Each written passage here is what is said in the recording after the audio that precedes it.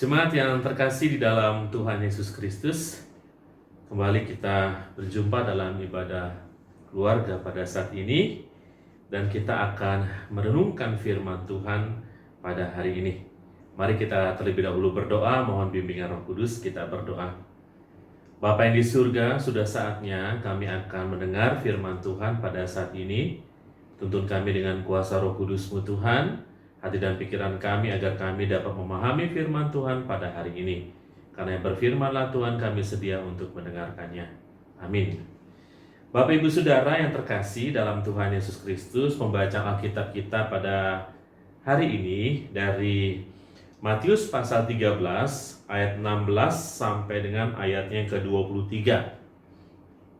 Matius pasal 13 ayat 16 sampai dengan ayat yang ke-23 yang menyatakan demikian. Tetapi berbahagialah matamu karena melihat dan telingamu karena mendengar.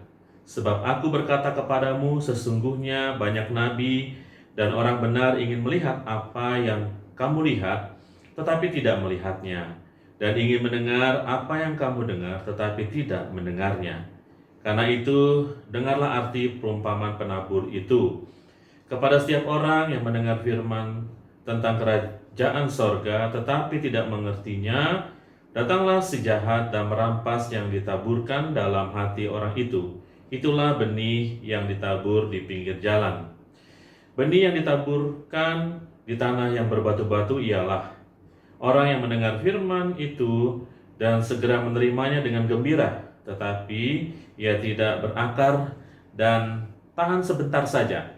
Apabila datang penindas atau penganiayaan karena firman itu, orang itu pun segera murtad.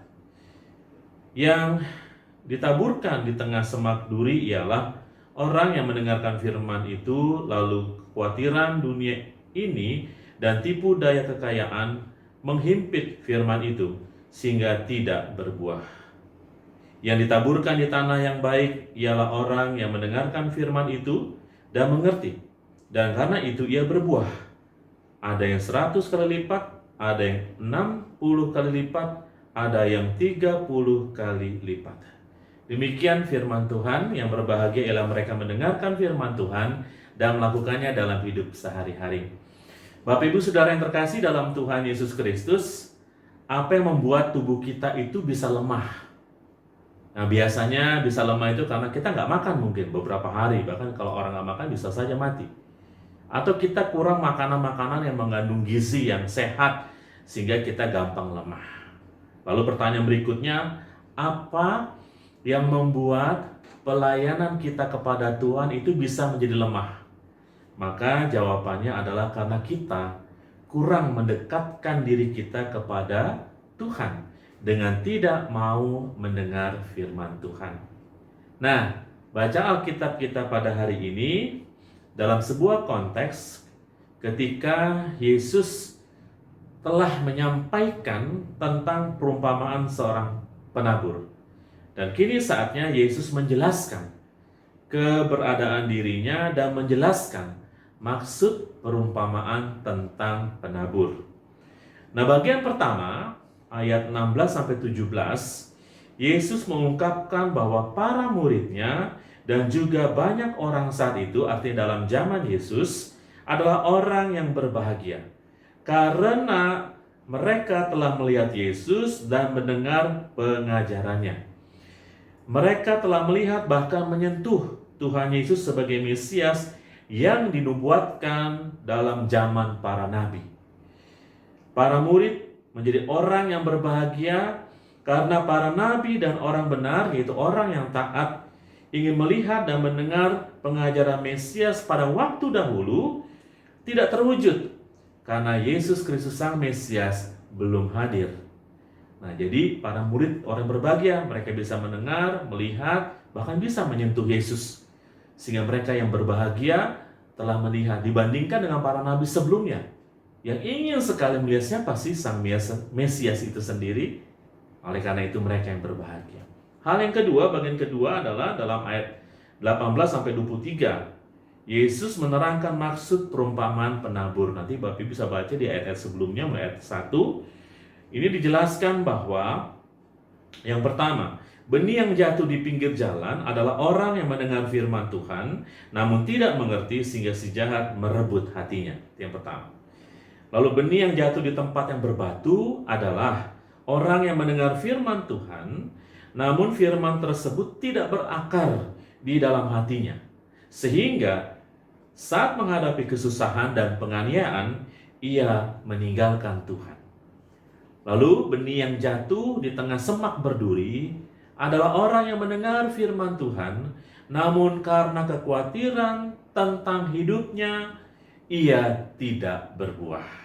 Dan yang keempat, benih yang jatuh di tanah yang subur adalah orang yang mendengar firman Tuhan, ia mengerti dan melakukan firman-Nya sehingga ia berbuah berkali-kali lipat. Nah, firman Tuhan hari ini, Bapak Ibu Saudara yang terkasih dalam Tuhan Yesus Kristus, mau mengingatkan kita untuk setia melayani Tuhan karena Tuhan adalah juru selamat kita. Bagaimana caranya sikap kita dalam melayani Tuhan? Ada dua hal sesuai dengan bacaan kita hari ini. Yang pertama adalah berimanlah dengan sungguh-sungguh kepada Tuhan Yesus Kristus. Karena kita telah merasakan kuasa Tuhan melalui kuasa Roh Kudus yang menuntun hidup kita. Walaupun kita tidak pernah melihat Yesus, namun kita telah mengenal Dia dan mengakui Dia bahwa Tuhan Yesus Kristus adalah Tuhan yang menjadi manusia, Mesias yang dinubuatkan dalam perjanjian lama, dan juru selamat dunia. Kita orang yang berbahagia. Kita sudah mengenal Yesus.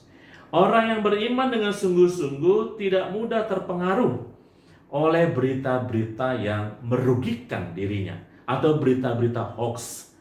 Misalnya, kalau dia punya iman yang kuat, iman yang kokoh, iman yang selalu mendengar firman Tuhan, maka dia tidak mudah terpengaruh oleh berita-berita tentang hoax tentang COVID-19 misalnya.